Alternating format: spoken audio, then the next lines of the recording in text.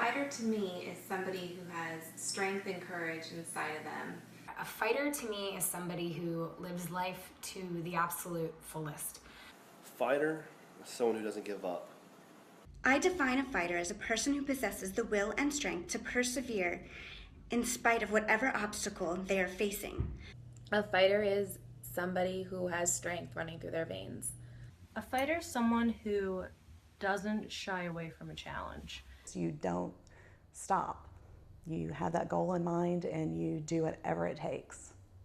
Fighters are courageous, determined, and they fight with an unwavering passion and hope for their battle. It's somebody who knows that even within challenges, there's opportunities, and the only way to capitalize on that is to pursue the challenges with full force. I don't think there's any other words there that could describe fighter more than Michelle. This goes to Ryan and Michelle. It was a special song for Michelle. When I met her, she seemed to really resonate with it, so this is for you guys.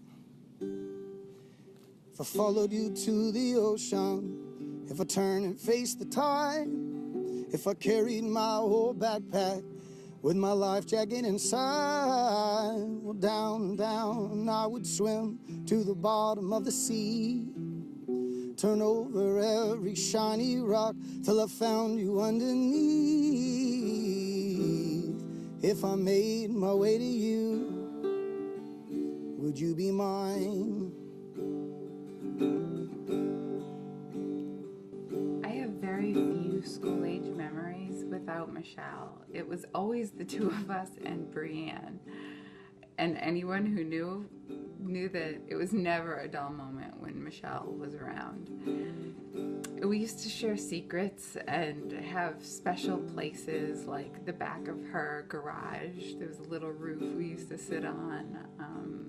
And as we got older, our secrets just turned into crisis intervention and, supportive dialogue. I remember this one time that she came over and said, "Oh my gosh, Greg is having a concert this week at my house and I need extensions in my hair. You have to put them in." I had no idea how to put extensions in, but sure enough, we got those extensions in her hair. Not to mention I was super sick that week, but this was a crisis that had to be averted. Michelle and I both loved the Red Sox, and it was such a good time in college to be able to watch games together with all our other Red Sox friends. We got to watch the Red Sox come back against the Yankees, and then we got to watch them win the first World Series in 86 years.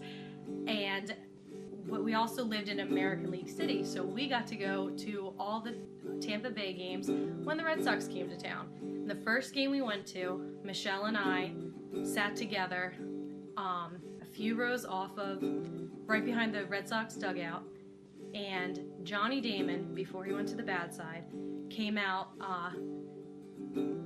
before he was about to bat, and Michelle got up and screamed, "Johnny Damon, you had the sweetest ass in the league." And he turned around and pointed at us and gave us a wink, and I went from being so embarrassed and everyone's looking at us to swooning over Johnny Damon, and like, what did I get myself into with this girl? Because years before, I probably would have walked right out of the stadium, and now I have Johnny Damon winking at me.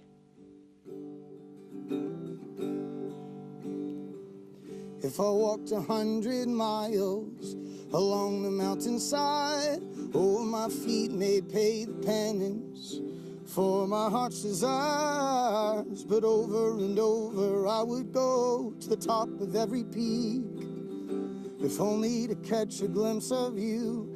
Happy I would be. She'll leave a legacy of never giving up, always fighting, and always having hope. We will miss her, but she'll live on in our hearts every day.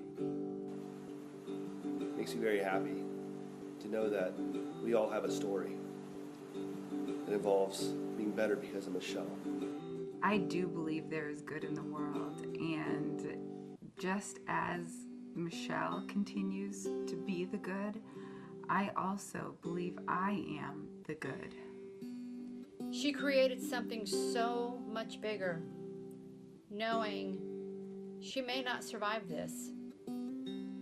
Every day was a purpose for her, not for herself, but for others. Life can be challenging, but you are in control and you have the power to do whatever you want. And knowing that Michelle is watching over me, I feel confident that I can continue to do that and honor her. I'm going to take her fighter attitude with me, and I'm going to use it to my advantage and use it to reach my own goals for the rest of my life. You never really know how much of an impact one person's life can have on the world, and in Michelle's case, her journey inspired a movement. And because of that, I'll always continue to remind people to live her life's motto and not just believe that there's good in the world, but to go out and be it.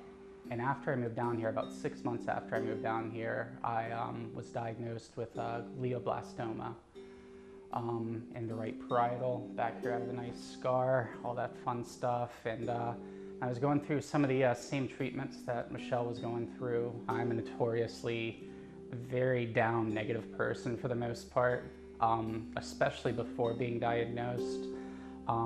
Michelle really lifted me up instantly in that conversation. So the thing we learned from Michelle watching her face her battle was that no matter how hard it got, no matter how big the struggle was, no matter how much the odds were stacked against her, she continued to fight, she continued to have fun, and she continued to live every day.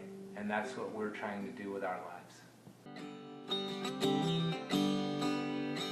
Oh, you're not some treasure to be found, or a battle I can win, or a prize for fighting off a foe, or an old movie's princess. No, you're a part of me that's been missing since the moment I was born. The last line to my poem, the raging in my storm. And if I made my way to you, would you be mine? Would you be mine? Be mine. Be mine.